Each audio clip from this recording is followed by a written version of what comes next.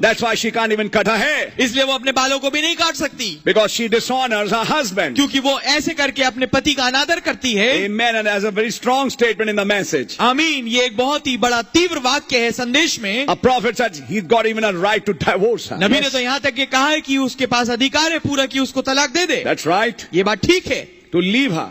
कि उसे छोड़ दे, Because she dishonors her husband. क्योंकि वो अपने पति का अनादर करती है। Think deep.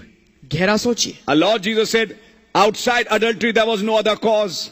हमारे प्रभु यीशु मसीह ने बोला कि बिना वे विचार के कोई और कारण नहीं है। Did you think of that? क्या आपने कभी इसको सोचा? Since it's a question answers and learning session, think. क्योंकि ये प्रश्न और उत्तर वाला एक सेशन है और सीखने का सेशन है, तो मैं कहूंगा आप सोचिए। Our Lord said, प्रभु यीशु ने कहा, outside of fornication a man has got no reason to leave his wife. वे विचार को छोड़ एक पुरुष के पास कोई अधिकार नहीं, कोई कारण नहीं बनता कि वो अपनी पत्नी को छोड़े। In other words, दूसरे शब्दों में, and when the time of Paul comes, जब पौलुस का समय आता है, he says a woman who cuts her hair dishonors her husband. उसने ये बोला, पौलुस ने ये बताया कि एक स्त्री जो अपने बालों को काटती है वो अपने पति का अनादर करती है। Other two scriptures, and then a prophet came today. और फिर एक नबी आया आज, And he said, और उन्होंने कहा, a woman who cuts her hair, her husband has even a right to divorce her, put her away.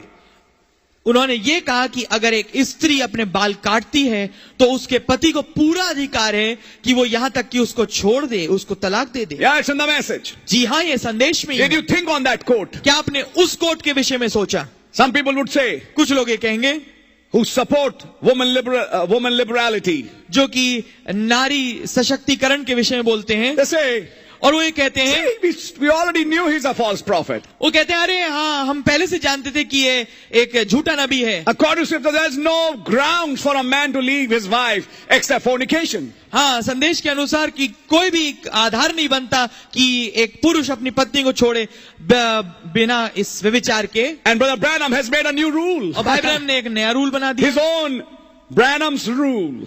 ये उनका अपना ब्रैनम का रूल है। No, it is not Branham's rule. ये नहीं, ब्रैनम का कानून नहीं, It is in the word. ये वचन में है। And mind you, this is the one to whom the 7 angels came. और आप जाने कि ये वो है जिसके पास 7 दूत आए। And the best part is God says yea and amen to what he says. Amen। और सबसे उत्तम बात यह है कि खुदावन हर एक बात जो वो कहता है हाँ और आमीन कहते But हैं। you know, being a man, he makes mistakes. पर आप जानते हैं मनुष्य होने के नाते वो गलती करते हैं। No, he doesn't.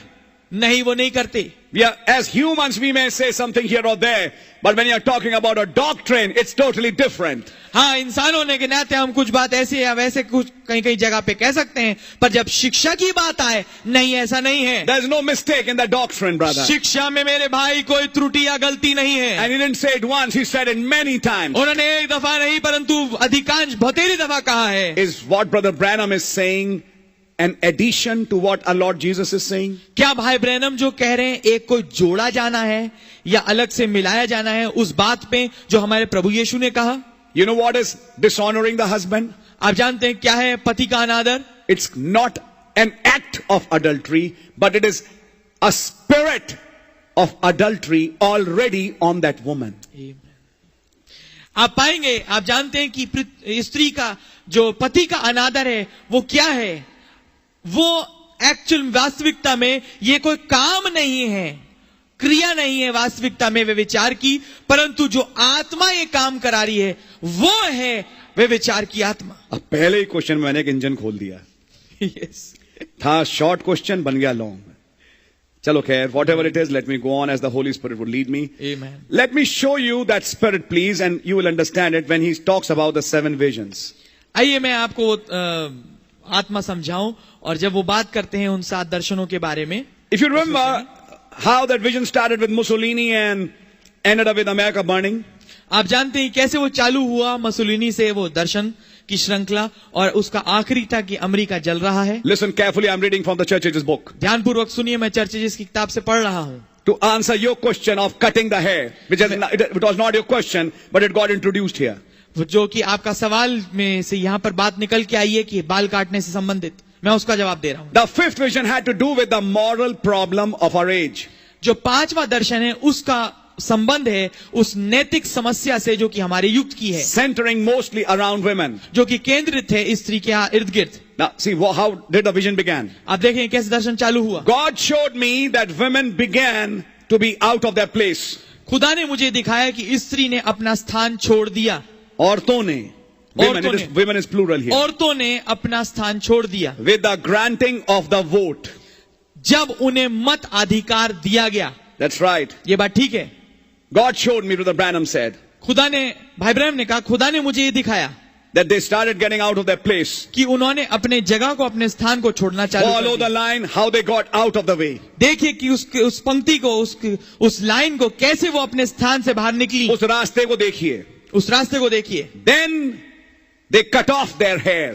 तब उन्होंने अपने बाल काटे. Which signified जो ये दर्शाता है that they were no longer under the authority of a man, कि वो अब आगे को किसी आदमी की अधिकार के नीचे नहीं है, but insisted on either equal rights or in most cases more than equal rights. परंतु वो दावा भर रही हैं, दम भर रही हैं इस बात पे कि या तो उन्हें एक बराबर के अधिकार मिले, या अगर कुछ मामले हैं खास उनमें यहां तक कि बराबर से बढ़कर अधिकार मिले. You see, what cutting hair leads to? आप पाएंगे जो बाल काटना है वो किस दिशा में ले जाता है. What is that spirit behind cutting the hair? वो आत्मा क्या है उस बाल काटने के पीछे. And where did it lead the women to? और इसने स्त्रियों की अगुवाई कहां तक करी.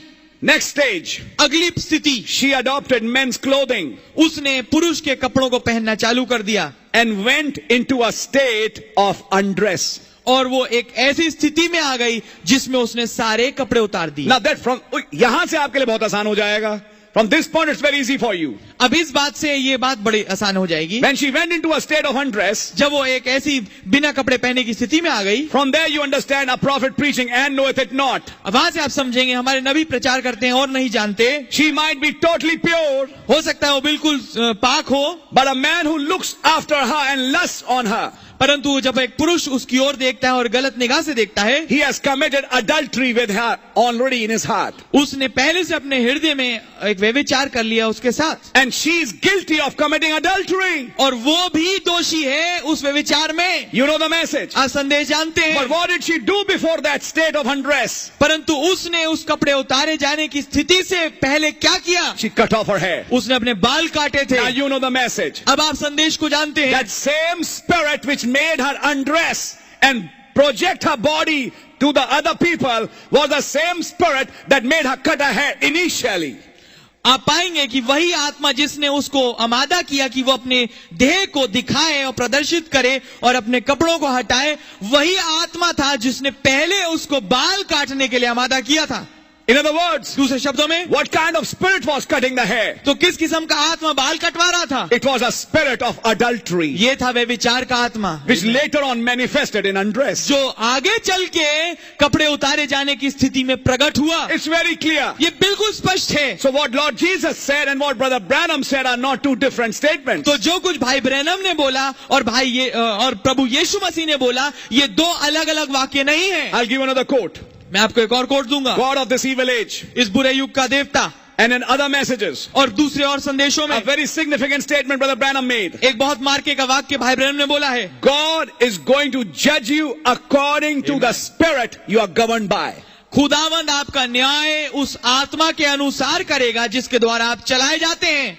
He gave an example. उन्होंने एक उदाहरण दिया. A woman can be pure, एक स्त्री बहुत पाक हो सकती है, but she wears scanty clothes, परंतु वो बहुत कम कपड़े पहनती है. and men look on her and lust on her. और जो पुरुष हैं वो उसकी ओर देखते हैं और उनके अंदर गलत भावनाएं आती हैं. Brother Branham said, भाई ब्रैनम ने कहा, though she may be as pure she can be, हो सकता है वो अपने आप में तो बिल्कुल पाक और पवित्र हो पाए जितनी हो सकती है, but she's under the influence of a foul, lustful spirit. परंतु वो एक प्रभाव के नीचे है, एक बुरी भद्दी वासना से भरी हुई आत्मा के नीचे, and knoweth it not. और नहीं जानती. That's the problem. ये है समस्या. They cut their hairs.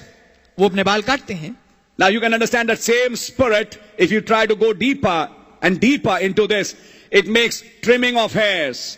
It makes trimming of these things, all these kinds of things. और अब आप इसके जो है गहराई में जा सकते हैं इसके आत्मा में कि हाँ वो विवश करता है कि बस ट्रिम कर लिए जाएं बालों को ट्रिम किया जाए और इन बहों को बनाया जाए और ये तमाम चीजों को किया जाए. You can identify that spirit now. अब आप उस आत्मा को पहचान सकते हैं. It's a lustful spirit, brother, sister. ये एक वासना वाली आत्मा है मेरे भाई. And so you can understand that a woman who dishonors her husband the man has a right to even divorce her.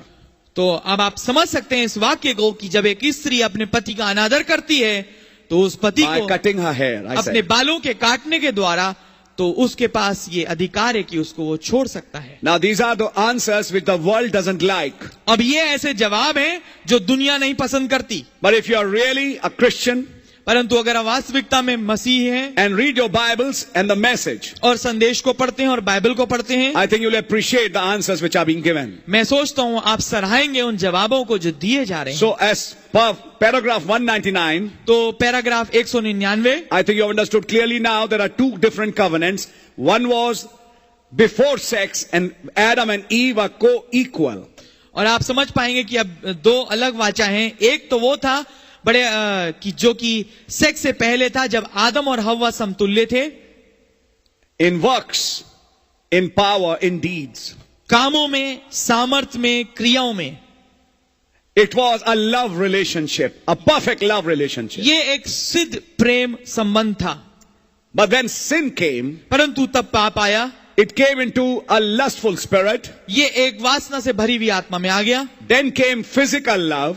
फिर आया भौतिकी प्रेम. I would call it filio. मैं उसको फिलियो बोलूंगा. Which had jealousy and all those things in it. जिसमें जलन और ये तमाम चीजें होती हैं. That was not the original love. ये मूल प्रेम नहीं था. The original love was agapao love. जो मूल प्रेम था वो तो अगापाओ प्रेम था. That is why. इसलिए I'll show you that. See, everything is hidden in Revelations. आप पाएंगे हर एक चीज जो है प्रकाशित वाक्य में छुपी हुई है. I mean, there's a revelation behind things. मेरा मतलब है कि हर एक चीज के पीछे एक प्रकाशन है. When woman had sinned in the morning, you know the message. आप संदेश जानते, जब स्त्री ने गुनाह किया सुबह, She was no more under agapao love. अब वो आगे को अब अगापाओ प्रेम के नीचे नहीं थी. She had in fact fallen to eros. वो यहाँ तक की स्थिति तक गिर गई थी जो कि इरोज कहेंगे. And after eros, she came and presented the fruit to her husband in filio.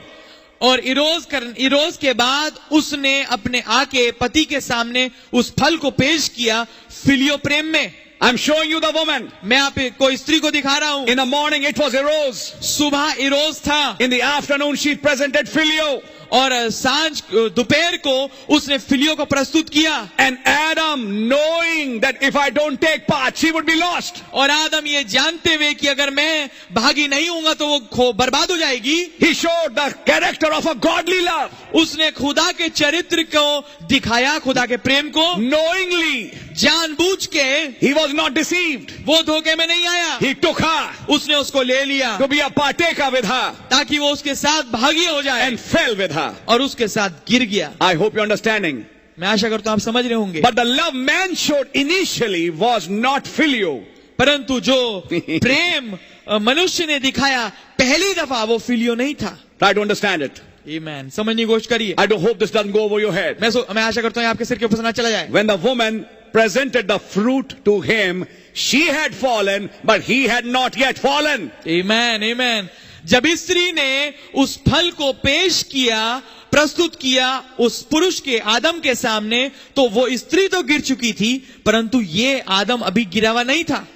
And I want to show you that the love he initially projected to his wife was agapao. और मैं आपको ये दिखाना चाहता हूं कि शुरुआत में जो उसने प्रेम दिखाया अपनी पत्नी को वो अगापाओ था. Because he knew this is wrong. क्योंकि वो जानता था कि ये गलत है. As God, Christ knew we are wrong. जैसे खुदा मसीह जानते थे कि ये गलत है. But he gave himself for you and me. परंतु उन्होंने अपने आप को मेरे और आपके लिए दे दिया. To redeem us. ताकि हमें छुड़ा ले. Man knowingly, because he loved his wife, went for her.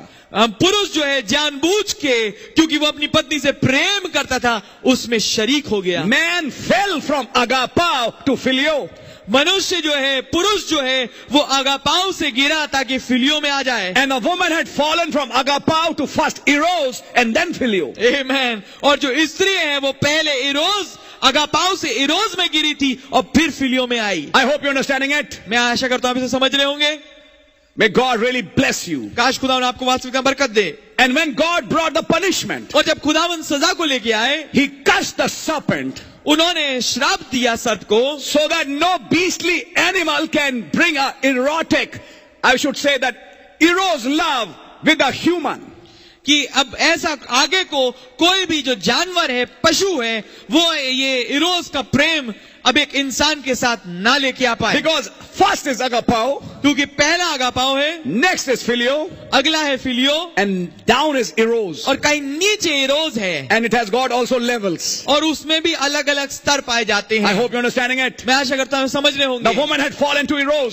जो स्त्री है वो इरोज की स्थिति पे आ गई थी, And that's why God changed that beast. और इसलिए खुदा ने उस जानवर को, उस पशु को बदल दिया बिल्कुल। Because God knew क्योंकि खुदा जानते थे if she has done it once, she will do it the next time. अगर उसने, इस स्त्री ने पहले एक दफा इस काम को कर लिया तो हो सकता है अगली दफा भी कर ले। हो सकता है नहीं, वो मतलब- करेगी ब्रदर।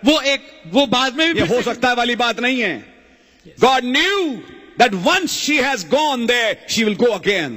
खुदावन ये जानते थे कि एक दफा वो गिर गई और वहां चली गई तो फिर से जाएगी। So God changed the species of that serpent. तो खुदावन ने जो है उस सर्प की पूरी योनि को बदल दिया। And God said, और खुदा ने कहा, I will put, you will not put it, you don't want to actually, but it is me who will put that enmity between the woman and the serpent. और खुदा ने बोला, मैं बैर उत्पन्न करूंगा, मैं लेके आऊंगा, तुम नहीं चाहते, तुम नहीं करोगे, परंतु मैं तुम में और इस सर्प में बैर उत्पन्न करूंगा। तुमने तो दोस्ती निभाई भाग्यदन में, तुम तो दोस्ती निभाने गई थी ना मैडम, जब आदम तुम्हारे साथ नहीं था। लेकिन ये मैं खुदा हूं जो इस दोस्ती को खत्म करूंगा और इस दोस्ती को कन्वर्ट करूंगा बैर में। जितना प्यार दोस्ती में हुआ उतना ही बैर होगा उसका तुमसे और तुम्हारा उससे। ये मैं करूंगा। This is what the scripture says. यही पवित्र शास्त्र कहता है। Because God is not for that. But let me now tell you something. Let me now tell you अब मैं आपको कुछ बताऊंगा। In the repopulation by sex, इस जनसंख्या को बढ़ाए जाने के द्वारा, सेक्स के माध्यम से, गॉड अलाउड फिलियो, खुदा ने अनुमति दी इस फिलियो प्रेम की, टू रिपॉपुलेट द अर्थ, ताकि दुनिया की जनसंख्या को बढ़ाया जाए, बट नॉट इरोज, पर इरोज की नहीं दी। Amen, yes. When you talk about Eros, जब आप इरोज के बारे में बात करते हैं, that is other kinds of sexual sins which are mentioned in the sins of Sodom and Gomorrah.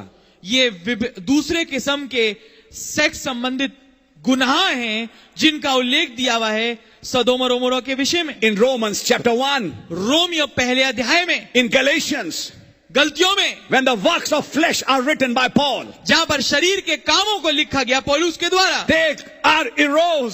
ये सब इरोज हैं। And Paul said, और पौलुस ने कहा, because you were born in sin, क्योंकि तुम पाप में जन्मे, you are subject to that. तुम इसके अधीन हो। So, but God, rich in mercy, परंतु खुदा जो दया में धनी है, when you were born in sin, जब तुम पाप में जन्मे थे, He projected His agapao उसने अपने अगापाओ प्रेम को दिखाया to work His redemption, ताकि अपने छुटकारे को काम करे, to take you out of eros and even now fill you back to agapao. ताकि तुम्हें इरोज से खींच के फिर लेके आए और यहां तक कि फिलियो से वापस अगापाओ में। I hope you're understanding that. मैं आशा करता हूं आप समझ रहे होंगे।